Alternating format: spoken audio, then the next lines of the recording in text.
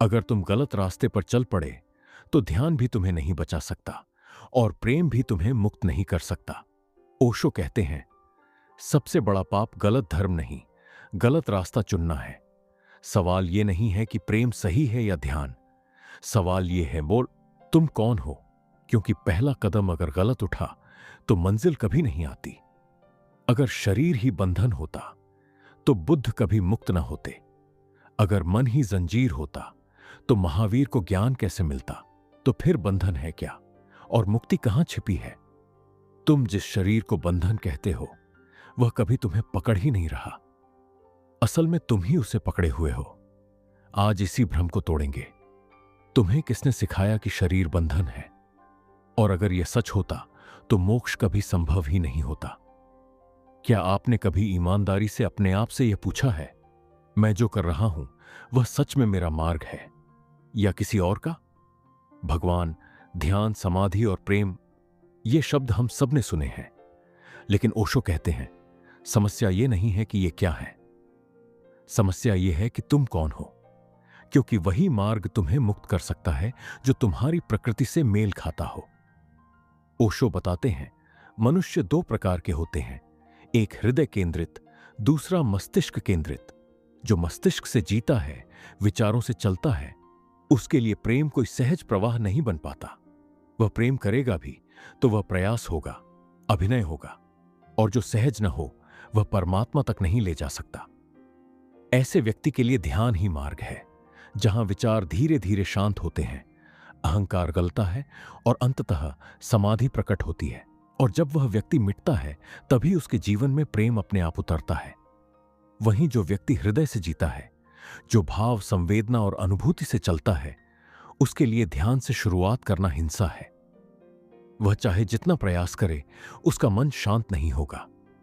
लेकिन जब वह रोता है, नाचता है, प्रार्थना करता है, किसी के प्रेम में डूबता है, तभी उसके भीतर सन्नाटा उतरता है। उसके लिए प्रेम ही द्वार है और उसी प्रेम की पराकाष्ठा में ध्यान फल की तरह अपने आप लग जाता है। इसलिए ओशो कहते हैं, सवाल यह नहीं है कि प्रेम सही है या ध्यान, सवाल यह है कि तुम्हारा स्वभाव क्या है। और यहीं पर मनुष्य सबसे बड़ी भूल करता है। वह अपना मार्ग नहीं चुनता, वह उधार का धर्म चुन लेता है।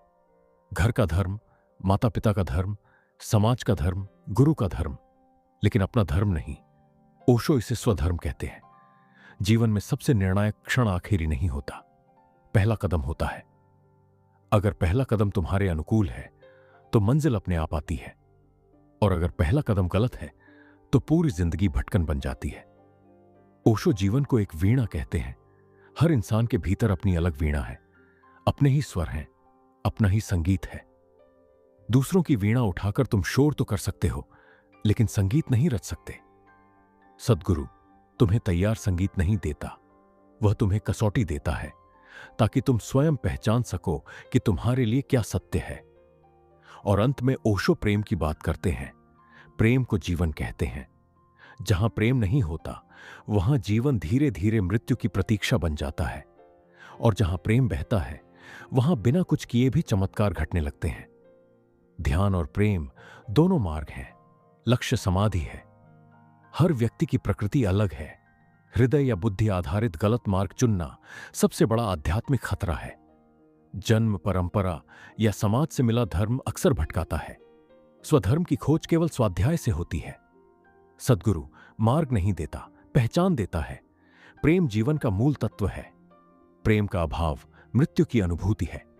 अगर आप जानना चाहते हैं कि आपका स्वधर्म क्या है, प्रेम या ध्यान, अगर आप जीवन को केवल जीना नहीं जागकर जीना चाहते हैं, तो इस वीडियो को अंत तक जरूर देखिए, क्योंकि शायद आज आप अपने जीवन का पहला सही कदम उठाने वाले हैं। चैनल को सब्सक्राइब कीजिए, और यदि वीडियो अच्छी लगे तो इसे लाइक और शेयर जरूर करें। कैसे पहचानें कि गुरु सद्गुरु है या असद्गुरु? क्योंकि एक सही पहचान आपकी पूरी जिंदगी बदल सकती है। प्रश्न यह है कि ध्यान, समाधि और प्रेम, इन चारों का आपस में क्या संबंध है, और ये एक दूसरे में कब घुलते मिलते हैं? समझने की बात यह है कि ध्यान भी एक रास्ता है, प्रेम भी एक रास्ता है, लेकिन मंजिल एक ही है, समाधि।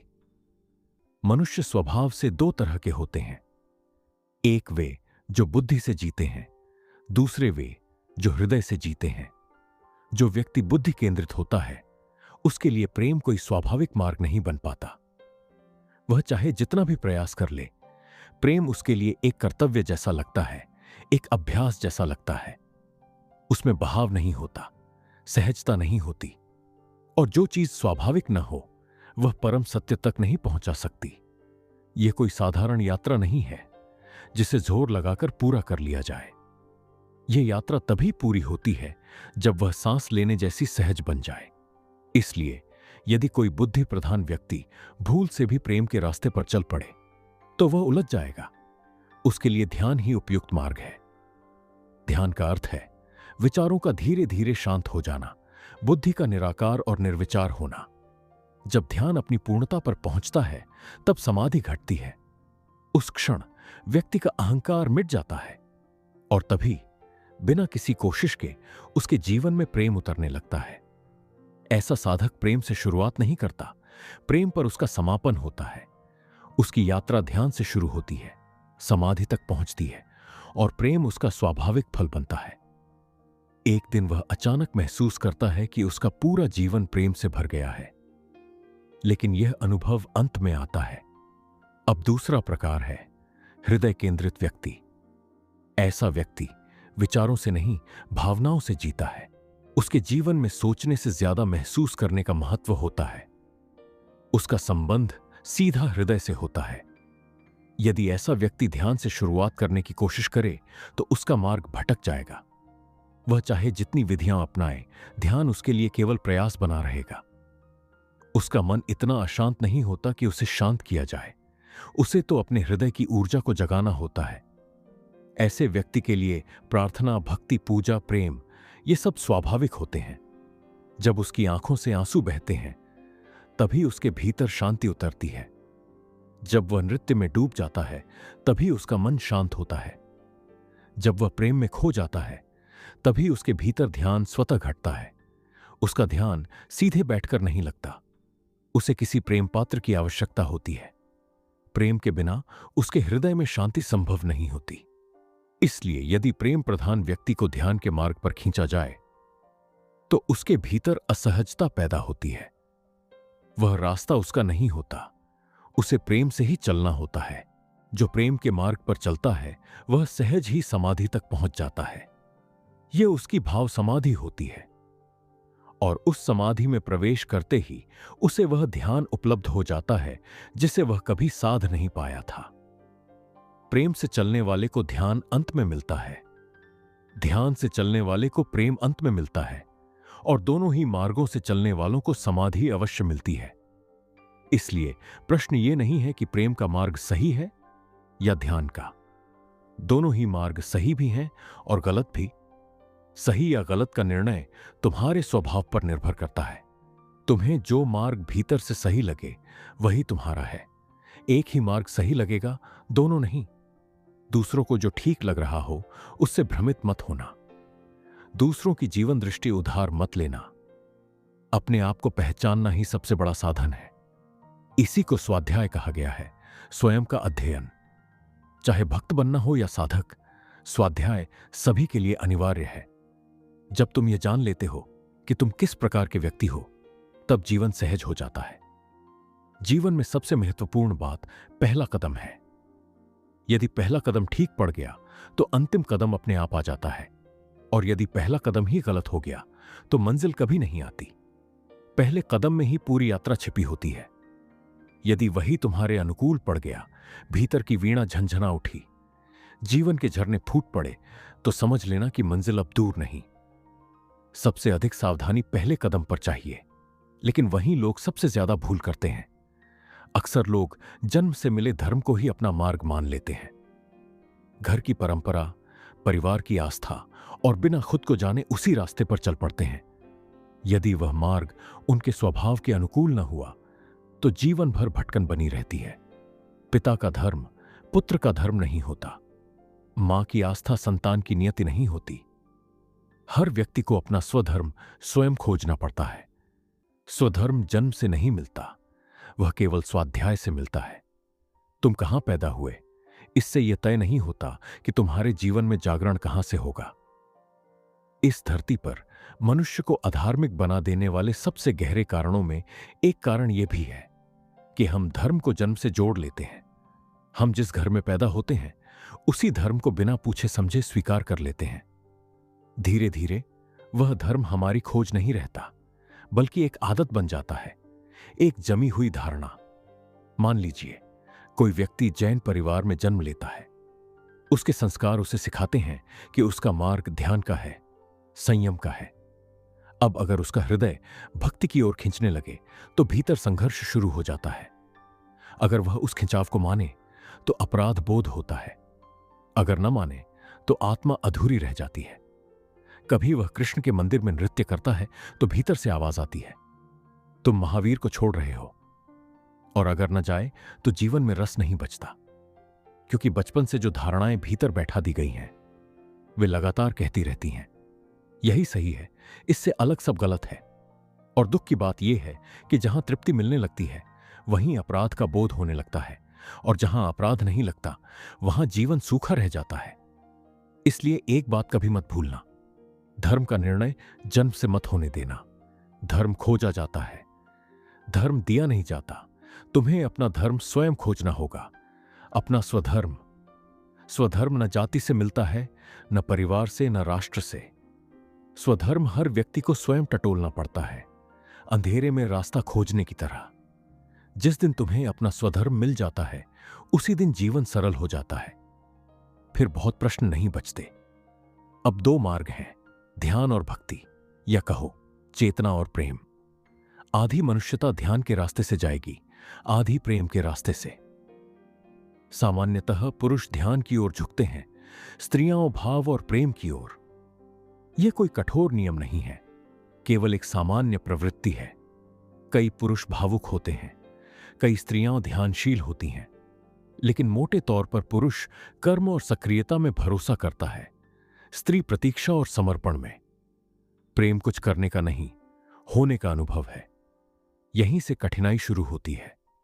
अगर मनुष्य जाति को सच में समझा जाए तो दुनिया में दो ही धर्म पर्याप्त होते, ध्यान का धर्म और भक्ति का धर्म। लेकिन समस्या यह है कि पति चाहता है पत्नी भी वही माने जो वह मानता है, मां चाहती है बेटा भी वही माने जो वह मानती है। यहीं से विकृति जन्म लेती है। स्त्री की दृष्टि अलग है, उसका सोचने का ढंग, उसका अनुभव, उसका रास्ता सब पुरुष से भिन्न है। इसलिए स्त्री जब परम सत्य को पाएगी तो मीरा की तरह पाएगी, नाचते हुए, गुनगुनाते हुए। और पुरुष जब पाएगा तो बुद्ध या महावीर की तरह, मौन और साक्षी भाव में। कृष्ण कहते हैं, स्वधर्मे निधनम श्रेया। अपने स्वधर्म में मर जाना भी श्रेष्ठ है। लेकिन यहां स्वधर्म का अर्थ हिंदू, मुसलमान, ईसाई नहीं है।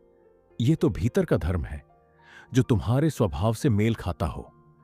कृष्ण आगे कहते हैं, पर धर्मो भयावह, दूसरे का धर्म खतरनाक है। और दूसरा कोई विदेशी नहीं है। दूसरा तुम्हारा पिता भी हो सकता है, मां भी, भाई बहन भी, पति पत्नी भी। जो तुम नहीं हो वह सब दूसरा है। अगर तुम इस बात को गहराई से समझ लो तो यह एक अद्भुत मनोवैज्ञानिक सत्य है। अपने स्वधर्म में मृत्यु भी अमृत बन जाती है और परधर्म में अमृत भी विष बन जाता है, क्योंकि जो तुमसे मेल नहीं खाता वह तुम्हें मुक्त नहीं कर सकता। अब एक सूफी कथा सुनो। एक पहाड़ के पास एक झील थी। कहा जाता था कि अगर कोई साधक सच्चे हृदय से प्रश्न करे तो झील उत्तर देती है। एक फकीर वर्षों की खोज के बाद वहां पहुंचा। उसने झील से पूछा, जीवन क्या है? झील मौन रही। वह 3 दिन तक पूछता रहा। अंततः झील से उत्तर आया, जीवन एक वीणा है। फकीर उलझ गया। उसने कहा, मैं पहेलियां नहीं चाहता। झील ने कहा, गांव जाओ, पहली 3 दुकानों को ध्यान से देखो। पहली दुकान धातुओं की, दूसरी तारों की, तीसरी लकड़ी की। वर्षों बाद जब उसने किसी को वीणा बजाते देखा तभी समझ आया, तार, लकड़ी और धातु अलग अलग कुछ नहीं करते, लेकिन जब तालमेल बैठ जाए तो संगीत जन्म लेता है। जीवन भी ऐसा ही है। हर व्यक्ति की अपनी वीणा है, अपना संगीत है। दूसरों की नकल मत करो, अपनी वीणा स्वयं जमाओ। गुरु तुम्हें रास्ता नहीं देता, वह केवल दीपक देता है। झूठा गुरु नियम देता है, सच्चा गुरु विवेक देता है। सच्चा गुरु कसौटी देता है, सोना नहीं। और याद रखना, कसौटी का पत्थर मन भर सोने से अधिक मूल्यवान होता है। एक और साधक ने ओशो से प्रश्न किया कि भगवान, क्या प्रेम ही जीवन है? क्या वही जीवंतता है? ओशो उत्तर देते हुए बताते हैं कि हां, निस्संदेह, क्योंकि प्रेम का अर्थ है दे सकने की क्षमता, और देने की क्षमता उसी के पास होती है जिसके भीतर कुछ है। हम वही दे सकते हैं जो हमारे पास पहले से मौजूद हो। प्रेम जीवन का दान है। जब तुम प्रेम से किसी की ओर देखते हो तो उसके जीवन में जैसे हजार छांच जुड़ जाते हैं। जब प्रेम से किसी का हाथ अपने हाथ में लेते हो तो उसके भीतर बुझता हुआ दीपक फिर से जल उठता है। और जब प्रेम से किसी को गले लगाते हो तो जैसे उसके जीवन की अवधि ही बढ़ जाती है। वैज्ञानिकों ने इस विषय पर गहन अध्ययन किया है। उन्होंने पूछा, क्या बच्चा केवल मां के दूध से जीवित रहता है या दूध के साथ कोई अदृश्य प्रवाह भी होता है? प्रयोगों से यह स्पष्ट हुआ कि दूध शरीर को पोषण देता है, लेकिन जीवन केवल दूध से नहीं चलता। ऐसे प्रयोग हुए जहां बच्चों को दूध तो मिला, लेकिन प्रेम नहीं मिला। वे बच्चे सिकुड़ गए, भीतर ही भीतर बंद हो गए और जीवन की ऊर्जा खो बैठे। मां के स्तनों से केवल दूध नहीं बहता, मां के हृदय से प्रेम की ऊष्मा भी बहती है। दूध से कहीं अधिक पोषक मां के प्रेम से भरे हृदय की गर्माहट होती है। थोड़े समय तक बिना दूध के बच्चा रह सकता है, लेकिन बिना प्रेम के नहीं। और अगर रह भी जाए तो भीतर से वह जीवित नहीं रहता। प्रेम अदृश्य जीवन है। इसीलिए जब कभी किसी को ऐसा लगता है कि न कोई उसे प्रेम करता है और न वह किसी को प्रेम दे पा रहा है, तभी जीवन से निराशा के विचार घेरने लगते हैं। जब जीवन में प्रेम नहीं दिखता तो मन पूछने लगता है, अब जीने का अर्थ क्या है? अब प्रयोजन क्या है? यदि तुम अपने भीतर ऐसे विचारों को उठते देखो तो बस एक बात ध्यान से देखना, ये विचार कब आते हैं? तुम पाओगे कि जब जीवन में प्रेम सूख जाता है, तभी जीवन से पलायन का भाव जन्म लेता है। यह स्पष्ट संकेत है कि प्रेम ही जीवन है और प्रेम का अभाव जीवन को मुरझाने लगता है। कभी तुमने ध्यान दिया है, बीमार होने पर यदि चिकित्सक प्रेमपूर्ण हो तो दवाएं जल्दी असर करती हैं, और अगर चिकित्सक केवल औपचारिक हो, तटस्थ हो, यंत्रवत देखे और चला जाए तो बीमारी लंबी खिंच जाती है। दुनिया के महान चिकित्सकों के बारे में कहा जाता है, उनकी दवा से अधिक उनके हाथ में गुण होता है। इसका अर्थ यह नहीं कि दवा महत्वहीन है, बल्कि यह कि जिस भाव से दवा दी जाती है वह भी उतना ही असर करता है। कभी कभी तो ऐसा होता है कि प्रेमपूर्ण चिकित्सक ने अभी दवा दी भी नहीं, सिर्फ नाड़ी देखी है, हृदय की धड़कन सुनी है, लेकिन रोगी आधा हल्का हो जाता है क्योंकि उसकी आंखों में आश्वासन था, उसके स्पर्श में भरोसा था और उसके व्यवहार में यह भाव था, तुम मूल्यवान हो, तुम्हारा स्वस्थ होना जरूरी है। यहीं से चिकित्सा शुरू हो जाती है। ऐसे प्रयोग भी हुए हैं जहां प्रेमपूर्ण हाथों से दिया गया साधारण पानी तक औषधि बन गया, और जहां प्रेम नहीं था वहां महंगी दवाएं भी निष्फल रहीं। प्रेम स्पर्श को भी औषधि बना देता है। अब तो विज्ञान यह भी स्वीकार करता है कि पेड़ पौधे तक प्रेम को पहचानते हैं। यदि तुम किसी पौधे को रोज प्रेम से देखो, उसके लिए शुभकामना करो, तो वह तेजी से बढ़ने लगता है, और यदि किसी पौधे को नकारात्मकता दी जाए तो वह मुरझाने लगता है। ये अब कविताएं नहीं हैं, ये प्रयोगों से निकले तथ्य हैं। प्रेम जीवन को विस्तार देता है। गुलाब को यदि प्रेम दिया जाए तो उसके फूल बड़े होंगे, क्योंकि उसे सम्मान मिला, उसके प्राण प्रफुल्लित हुए। सद्गुरुओं के प्रेम में कई शिष्य बिना किसी प्रयास के परम सत्य तक पहुंच गए हैं। और कई बार बहुत कुछ करने के बाद भी यदि प्रेम की छाया न हो तो कुछ भी घटित नहीं होता। यही कारण है कि समर्पण का इतना मूल्य है। समर्पण का अर्थ यह नहीं कि तुम स्वयं को खो दो। समर्पण का अर्थ यह है कि गुरु से बहने वाली प्रेम की धारा के सामने दीवार मत बनो, द्वार बनो। प्रेम जीवन है। प्रेम के बिना जीवन सिर्फ एक औपचारिक प्रक्रिया रह जाती है। प्रेम से भरी मृत्यु भी अर्थपूर्ण हो जाती है, और प्रेम से रहित जीवन भीतर से सड़ने लगता है। प्रेम के बिना मनुष्य खेत में खड़े उस पुतले जैसा है जो केवल दिखता है, जीवित नहीं होता। तुम अपने अनुभव से जानते हो, जब तुमने प्रेम किया तभी जीवन ने भीतर से प्रकाश किया, और जब प्रेम चला गया तो जीवन केवल रोजमर्रा की मजबूरी बन गया। ऐसे लोग जीते नहीं, केवल समय काटते हैं, क्योंकि प्रेम के बिना कोई जीवन नहीं है। प्रेम देना एक कला है, और यह कला जन्म से नहीं मिलती, इसे सीखना पड़ता है। प्रेम जितना दिया जाए उतना ही बढ़ता है, और जितना रोका जाए उतना ही सड़ता है। मनुष्य स्वयं एक कुआं नहीं, एक झरोखा है जिससे अनंत जीवन झांकता है। दोनों हाथों से प्रेम उलीचो, डरो मत, लेकिन याद रखना, जो तुम्हारे पास नहीं है वह तुम दे नहीं सकते। इसलिए पहले स्वयं को खोजो, पहले स्वयं को समृद्ध करो, तभी तुम प्रेम बांट सकोगे। प्रेम सीखने की शुरुआत संवेदनशीलता से होती है। वृक्ष को छुओ, आकाश को देखो, पक्षियों की ध्वनि सुनो, धीरे धीरे हृदय खुलने लगेगा। डर के कारण मनुष्य प्रेम से पीछे हट जाता है। बचपन के अस्वीकार हृदय में घाव छोड़ जाते हैं, और यही डर प्रेम को रोक देता है। लेकिन याद रखना, दूसरा भी उतना ही डरा हुआ है। मनुष्य प्रेम करने के लिए ही जन्म लेता है, लेकिन विडंबना यह है कि वही मनुष्य प्रेम से डरता भी है। लोग प्रेम के बिना जीवन की गहराई को कभी जान ही नहीं पाते, और फिर भी प्रेम से भयभीत रहते हैं। वे आगे बढ़ना चाहते हैं, प्रेम करना चाहते हैं, लेकिन भीतर एक डर छिपा है, कहीं अस्वीकार ना हो जाए, कहीं चोट ना लग जाए। उन्हें लगता है इससे बेहतर है अकेले जी लेना। कम से कम अपमान तो नहीं सहना पड़ेगा, कम से कम किसी के इनकार का सामना तो नहीं करना पड़ेगा। इसीलिए मैं तुमसे कहता हूं, चट्टानों से प्रेम करो, वृक्षों से मित्रता करो। वे तुम्हें कभी इनकार नहीं करेंगे, और वे भी उतने ही प्रेम के प्यासे हैं जितना कोई मनुष्य हो सकता है। उनसे तुम्हें कभी चोट नहीं पहुंचेगी। मनुष्य की पीड़ा कितनी गहरी है, इसका अनुमान लगाना आसान नहीं। मैं एक अंग्रेज लेखिका के जीवन के बारे में पढ़ रहा था।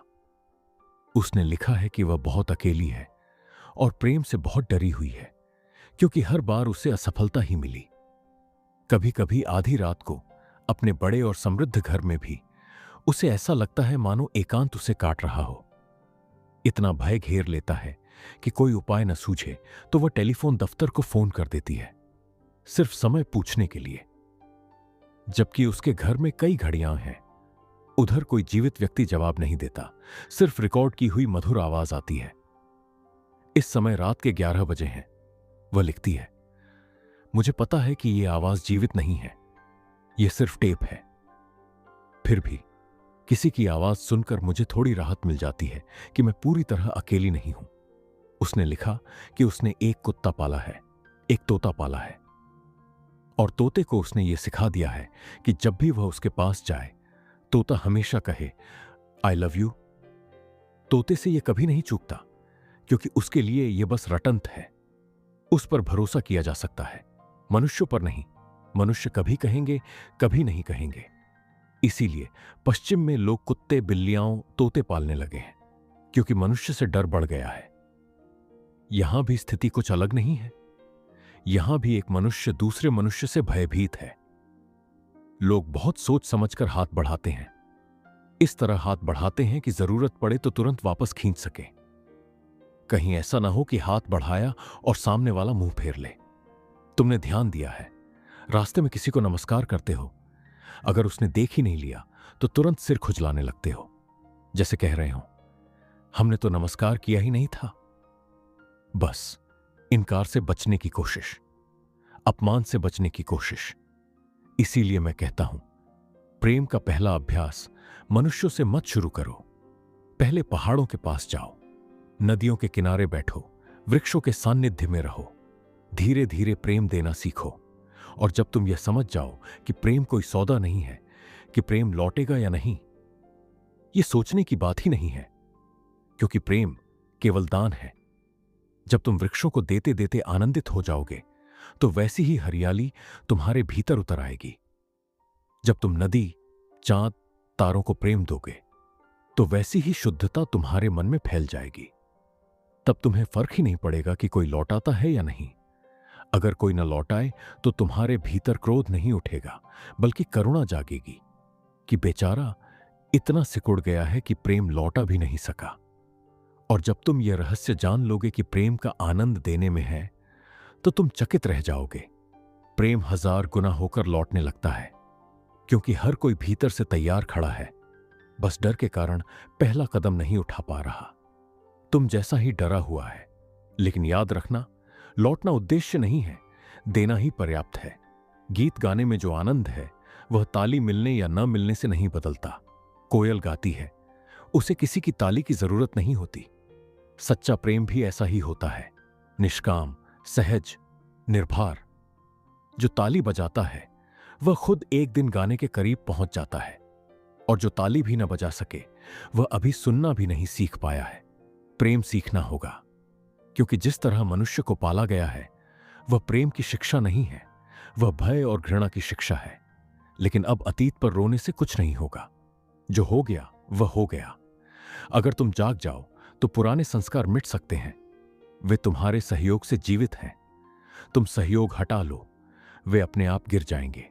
प्रेम दो, दे देकर वह बढ़ेगा, और जैसे जैसे प्रेम बढ़ेगा वैसे वैसे जीवन सघन होता जाएगा।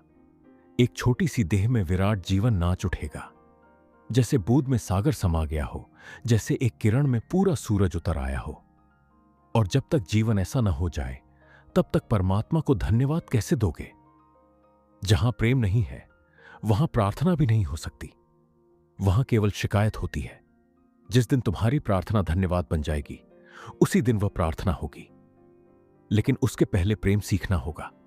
देरी मत करो, क्योंकि भीतर या तो प्रेम होगा या घृणा, या प्रेम होगा या भय, या प्रेम होगा या मृत्यु।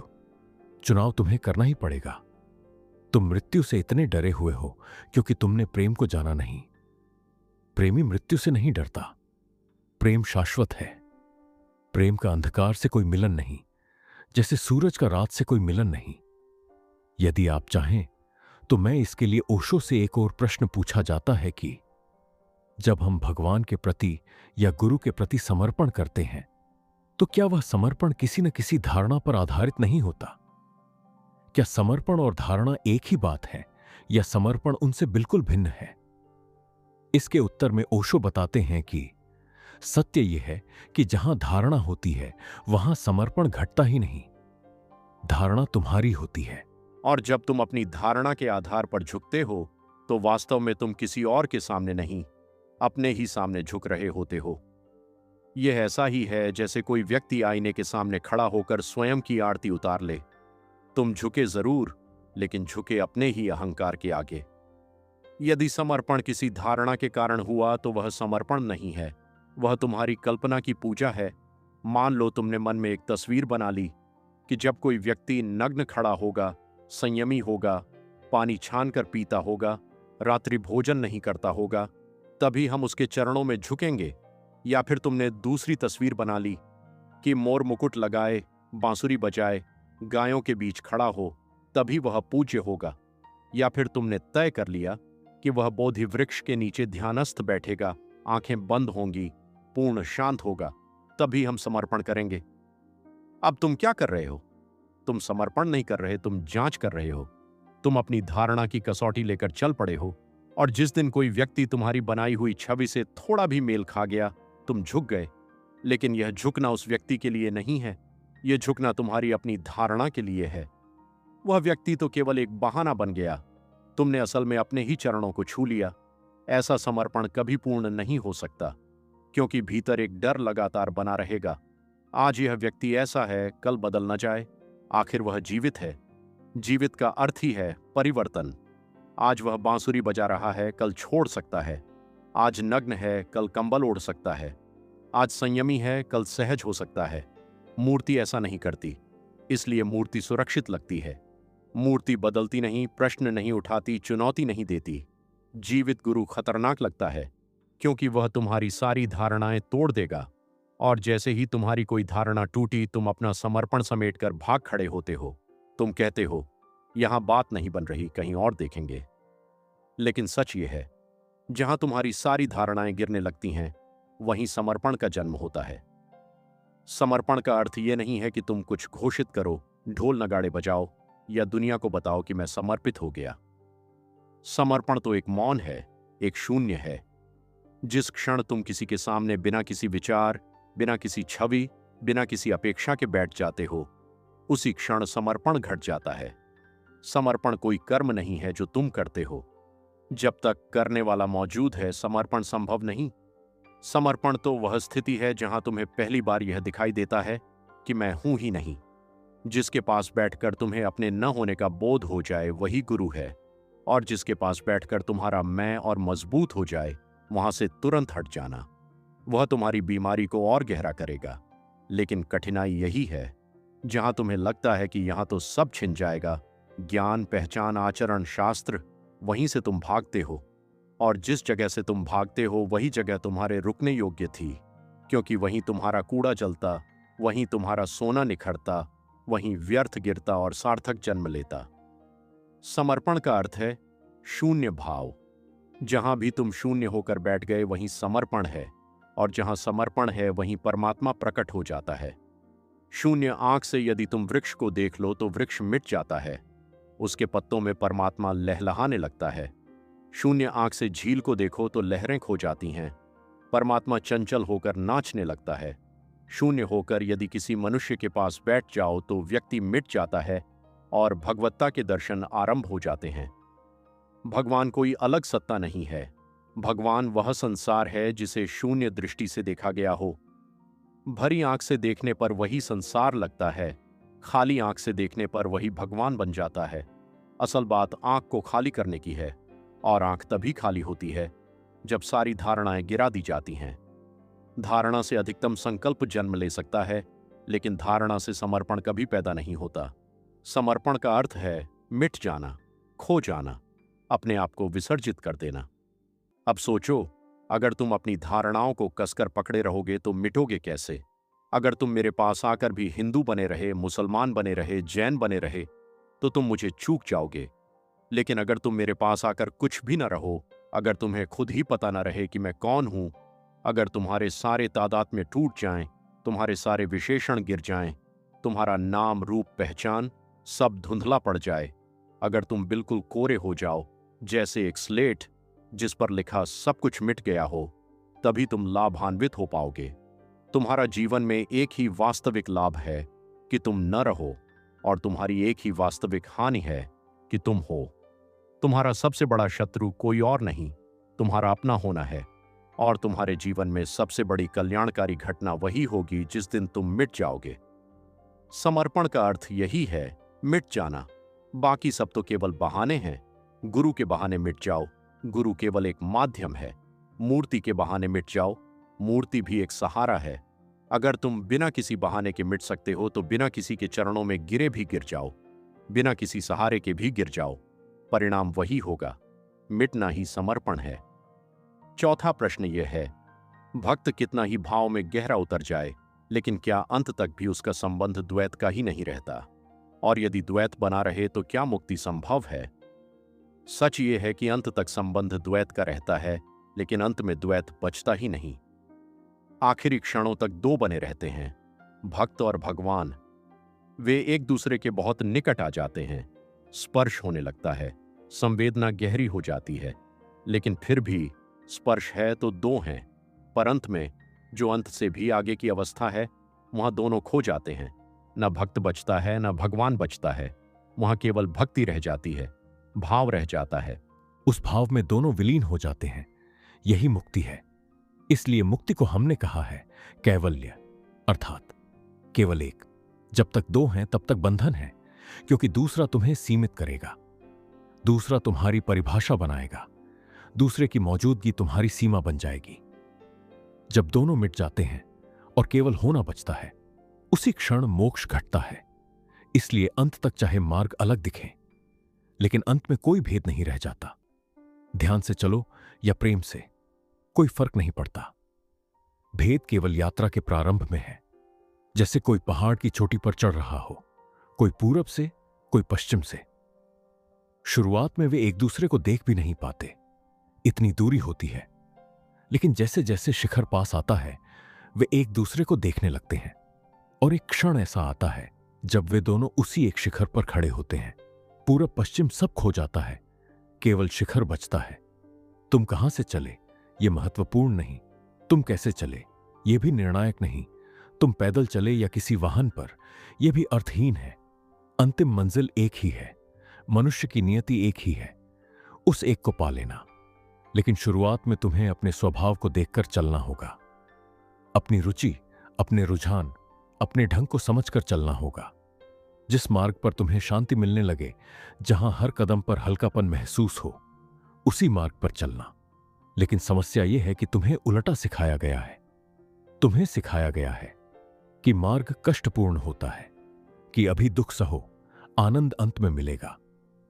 इसीलिए तुम किसी और के मार्ग पर चलते हो, कष्ट उठाते हो और अपने मन को समझा लेते हो। मार्ग तो कठिन होता ही है।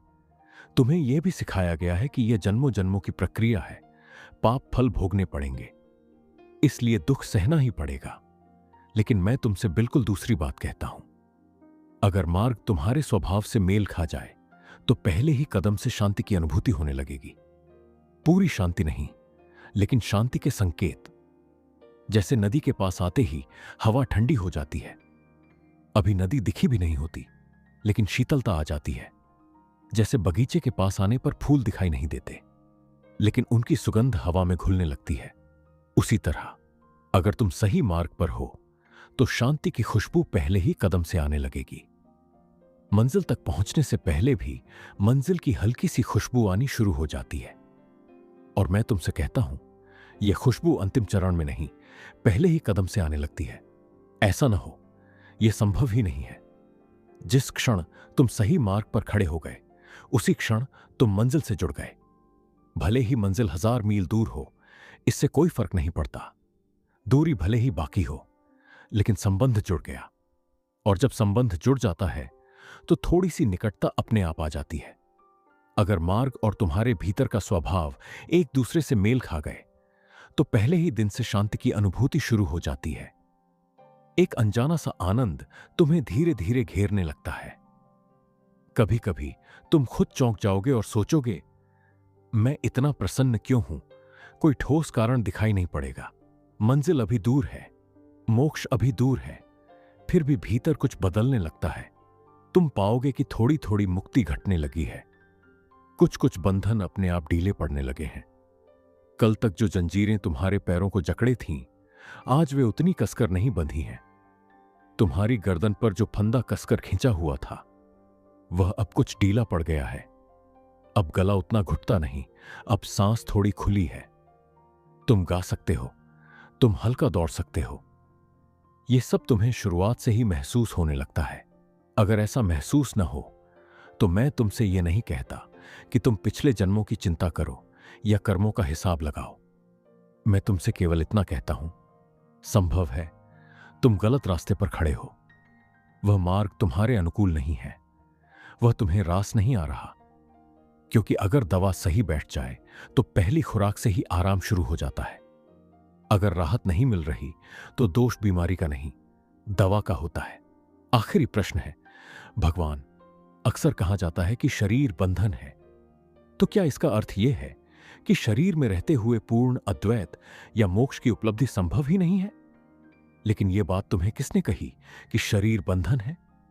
जिसने भी कही उसने अधूरी बात कही, या फिर तुमने उसे ठीक से समझा नहीं। सच तो यह है कि शरीर कभी बंधन नहीं होता। बंधता है तो केवल शरीर के साथ हमारा मोह। शरीर से जुड़ी हमारी आसक्ति ही बंधन बन जाती है। यह मान लेना कि मैं ही यह शरीर हूं, यही असली जंजीर है। सोचो जरा, क्या तुम्हारे कपड़े बंधन हैं? नहीं, जब तक तुम ये जानते हो कि कपड़े तुम नहीं हो। लेकिन अगर कोई ये मान ले कि मैं ही ये कपड़े हूं, अगर कपड़े उतर जाएं तो उसे लगे कि वह मर जाएगा। अगर कपड़े फट जाएं तो उसे लगे कि उसका अस्तित्व टूट गया। तो क्या तब कपड़े भी बंधन नहीं बन जाएंगे? कपड़े तभी तक आजादी हैं जब तक तुम्हें यह बोध है कि कपड़े अलग हैं और तुम अलग हो। ठीक वैसे ही शरीर भी एक वस्त्र है। शरीर बंधन नहीं बनता, बंधन बनता है उससे तादात्म्य। अगर तुम मान लेते हो मैं शरीर हूं, तो शरीर बंधन बन जाता है। अगर तुम मान लेते हो मैं मन हूं, तो मन भी बंधन बन जाता है। लेकिन जिस दिन यह स्पष्ट हो गया कि मैं शरीर में हूं पर शरीर नहीं हूं, उसी क्षण तुम मुक्त हो गए। फिर कोई तुम्हें रोक नहीं सकता, न संसार रोक सकता है, न परिस्थितियां। केवल एक ही चीज रोक सकती है, तुम्हारी आसक्ति। इसे ठीक से समझना जरूरी है, क्योंकि मन में बहुत सी गलत धारणाएं भरी पड़ी हैं। असल बात यह है कि हम अक्सर आसक्ति को बंधन नहीं कहते, हम शरीर को बंधन कह देते हैं। क्यों? क्योंकि अगर आसक्ति को बंधन मान लिया तो जिम्मेदारी हमारी हो जाएगी, और अगर शरीर को बंधन कह दिया तो दोष शरीर पर चला जाता है। मनुष्य को जिम्मेदारी टालने में बड़ी राहत मिलती है। कह दिया शरीर बंधन है और निश्चिंत हो गए। अब क्या करें? शरीर है तो मोक्ष कैसे होगा? फिर कहते हैं मन बंधन है, जब तक मन मिटेगा नहीं मुक्ति कैसे होगी? ऐसा सोचते ही मन हल्का हो जाता है, क्योंकि अब दोष अपना नहीं रहा। ऐसा लगने लगता है कि हम किसी और कारण से बंधे हैं, अपने कारण नहीं। और यही सबसे बड़ी भूल है। धार्मिक व्यक्ति हमेशा जिम्मेदारी अपने भीतर खोजता है, क्योंकि जिससे तुम स्वयं बंधे हो उसी से मुक्त भी हो सकते हो। जिसके लिए तुम जिम्मेदार ही नहीं, उससे मुक्त कैसे हो पाओगे? असल में बंधन है आसक्ति। लेकिन आसक्ति को मानना कठिन लगता है, क्योंकि तब अपराध बोध उठता है। तब स्वीकार करना पड़ता है कि बंधन किसी और ने नहीं, हमने स्वयं बनाया है। ध्यान रखना, शरीर तुमसे आसक्त नहीं है। अगर तुम्हारा हाथ काटा जाए तो हाथ नहीं चिल्लाता, चिल्लाते तुम हो। सूफी फकीर बायजीद का एक सुंदर प्रसंग है। एक दिन वे अपने शिष्यों के साथ रास्ते से गुजर रहे थे। उन्होंने देखा एक आदमी गाय को रस्सी से बांधकर ले जा रहा था। गाय चल नहीं रही थी और आदमी उसे जबरदस्ती घसीट रहा था। बायजीद रुक गए और शिष्यों से कहा, सब खड़े हो जाओ, यहां से बड़ी शिक्षा मिलने वाली है। फिर उन्होंने पूछा, बताओ, गाय आदमी से बंधी है या आदमी गाय से बंधा है? सबने कहा, गाय आदमी से बंधी है। रस्सी आदमी के हाथ में है, गाय के गले में है। बायजीद मुस्कुराए और पूछा, अगर रस्सी टूट जाए तो क्या होगा? गाय आदमी के पीछे जाएगी या आदमी गाय के पीछे? शिष्यों ने कहा, आदमी गाय के पीछे जाएगा। बायजीद बोले, तो पहले उत्तर गलत था। गाय बंधी नहीं है, बंधा आदमी है। ठीक यही स्थिति तुम्हारी है। शरीर ने तुम्हें नहीं खोजा, तुमने शरीर खोजा है। तुमने गर्भ खोजा, गर्भ ने तुम्हें नहीं बुलाया। जब शरीर छोड़ने लगता है तो तुम डॉक्टर बुलाते हो, शरीर नहीं बुलाता। शरीर तो विश्राम चाहता है, मिट्टी मिट्टी में मिलकर शांत होना चाहती है। जल जल में, हवा हवा में, आकाश आकाश में लीन होना चाहता है। शरीर मुक्त होना चाहता है, लेकिन तुम पकड़ते हो। तुम कहते हो ऑक्सीजन लगाओ, कुछ भी हो जाए, बस शरीर रहे, चाहे बेहोशी में ही सही। कौन किसे पकड़े है? मरने के बाद भी तुम शरीर को नहीं छोड़ते। आज लोग अपने शरीर को वर्षों तक सुरक्षित रखने की योजनाएं बना रहे हैं, इस आशा में कि कभी भविष्य में फिर से लौट सकें। सोचो, कौन किससे बंधा है? सत्य स्पष्ट है, शरीर बंधन नहीं है, बंधन है आसक्ति। और यही सबसे बड़ी राहत भी है, क्योंकि अगर आसक्ति बंधन है तो मोक्ष संभव है। लेकिन अगर शरीर ही बंधन होता तो फिर कोई भी मुक्त नहीं हो सकता था। बुद्ध भी शरीर में थे, महावीर भी शरीर में थे, और उन्होंने शरीर में रहते हुए ही मुक्ति को जाना। मुक्ति शरीर के जाने से नहीं आती, मुक्ति आसक्ति के गिर जाने से आती है। शरीर चलता रहा, अपने नियम से चलता रहा, लेकिन भीतर कोई पकड़ नहीं रही। यह बोध जाग गया, मैं शरीर से अलग हूं, यही अतिक्रमण है, यही मुक्ति है। मोक्ष कोई घटना नहीं है, मोक्ष स्वयं की पहचान है, सम्यक ज्ञान है। शरीर रहे या न रहे, इससे मोक्ष का कोई संबंध नहीं। शरीर न हो और आसक्ति बनी रहे तो फिर नया शरीर खोज लिया जाएगा। लेकिन शरीर हो और आसक्ति न रहे तो जन्म की यात्रा समाप्त हो जाती है। सार इतना ही है, आसक्ति बंधन है, अनासक्ति मोक्ष है। अब सवाल यह नहीं है कि शरीर छूटेगा या नहीं, सवाल यह है, क्या आज आसक्ति छूट सकती है? शरीर चला जाएगा या नहीं जाएगा, इससे कुछ फर्क नहीं पड़ता। फर्क तब पड़ता है जब मैं छूट जाता है। आज इतना ही, बाकी उत्तर तुम्हारे मौन में मिलेंगे।